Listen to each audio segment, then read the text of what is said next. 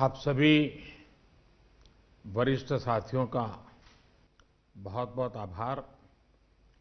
इस चर्चा में आपने जो विचार व्यक्त किए, जो सुझाव दिए, मैं समझता हूँ ये बहुत ही महत्वपूर्ण है।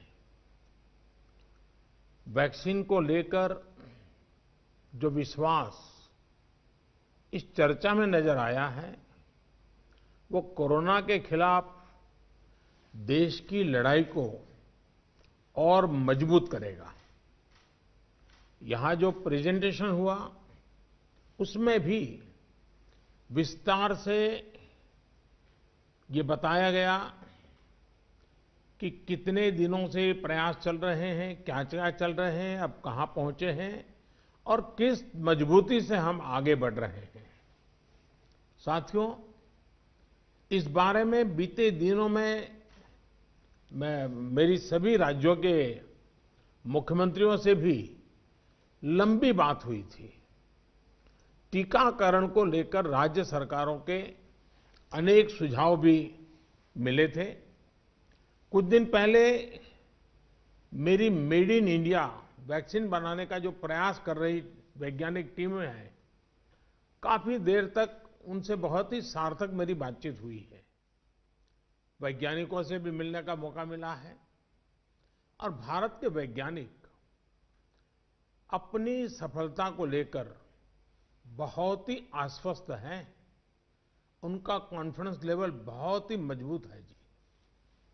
अभी अन्य देशों की कई वैक्सीनों के नाम बाजार में हम सब सुन रहे हैं, लेकिन फिर भी दुनिया की नजर कम कीमत वाली सबसे सुरक्षित वैक्सीन पर है और इस वजह से स्वाभाविक है पूरी दुनिया की नजर भारत पर भी है। अहमदाबाद, पुणे और हैदराबाद जाकर मैंने ये भी देखा है कि वैक्सीन मैन्युफैक्चरिंग को लेकर देश की तैयारियां कैसी हैं। हमारे भारतीय manufacturers, ICMR, department of biotechnology और ग्लोबल इंडस्ट्री के अन्य दिग्गजों के बहुत ही संपर्क में रह करके तालमेल के साथ काम कर रहे हैं। आप एक तरह से मानकर चलिए कि सभी कमर कस के तैयार बैठे हैं। करीब करीब 8 ऐसी संभावित वैक्सीन है जो ट्रायल के अलग अलग चरण में और जिनकी मैन्युफैक्चरिंग भारत में ही होनी है। जैसा यहां चर्चा में भी बात आई, भारत की अपनी 3 अलग अलग वैक्सीन का ट्रायल अलग अलग चरणों में है। एक्सपर्ट्स ये मानकर चल रहे हैं कि अब कोरोना की वैक्सीन के लिए बहुत ज्यादा इंतजार नहीं करना पड़ेगा। माना जा रहा है कि अगले कुछ हफ्तों में कोरोना की वैक्सीन तैयार हो जाएगी। जैसे ही वैज्ञानिकों की हरी झंडी मिलेगी, भारत में टीकाकरण अभियान शुरू कर दिया जाएगा। टीकाकरण के पहले चरण में किसे वैक्सीन लगेगी, इसे लेकर भी केंद्र सरकार राज्य सरकारों से मिले सुझावों के आधार पर काम कर रही है।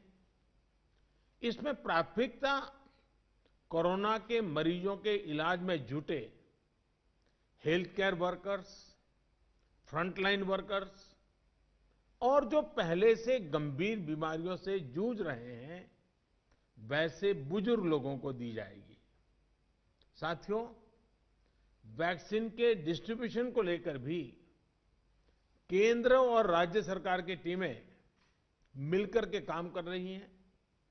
भारत के पास वैक्सीन डिस्ट्रीब्यूशन एक्सपर्टाइज और कैपेसिटी भी है। दुनिया के अन्य देशों के मुकाबले इस क्षेत्र में हम बहुत बेहतर हैं।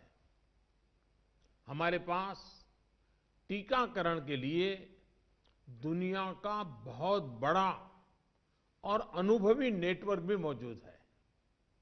इसका पूरा लाभ उठाया जाएगा।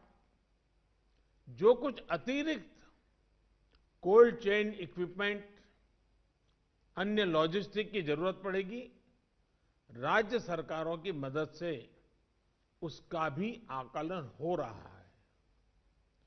कोल्ड चेन को और मजबूत करने के लिए भी साथ ही साथ अनेक नए प्रकल्प भी चल रहे हैं, कई और नए प्रयास भी चल रहे हैं।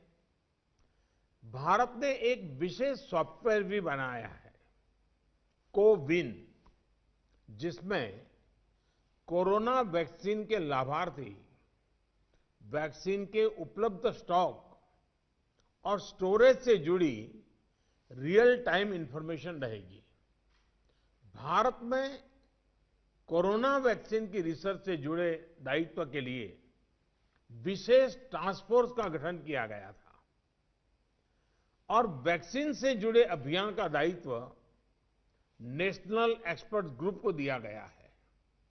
इसमें टेक्निकल एक्सपर्ट्स हैं, केंद्र सरकार के संबंधित मंत्रालयों और विभागों के अधिकारी हैं, प्रत्येक जोन के हिसाब से राज्य सरकारों के भी प्रतिनिधि हैं।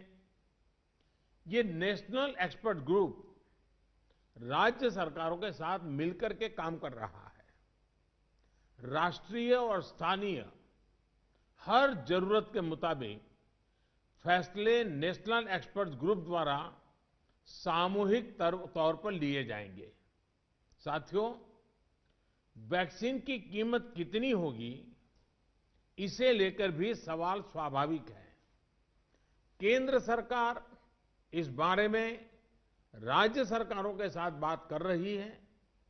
वैक्सीन की कीमत को लेकर फैसला जन स्वास्थ्य को सर्वोच्च प्राथमिकता देते हुए किया जाएगा और राज्य सरकारों की इसमें पूरी सहभागिता होगी।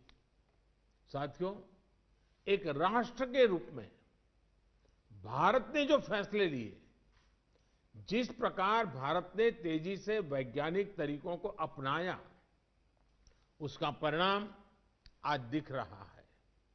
भारत आज उन देशों में है जहां पर प्रतिदिन टेस्टिंग बहुत ज्यादा हो रही है।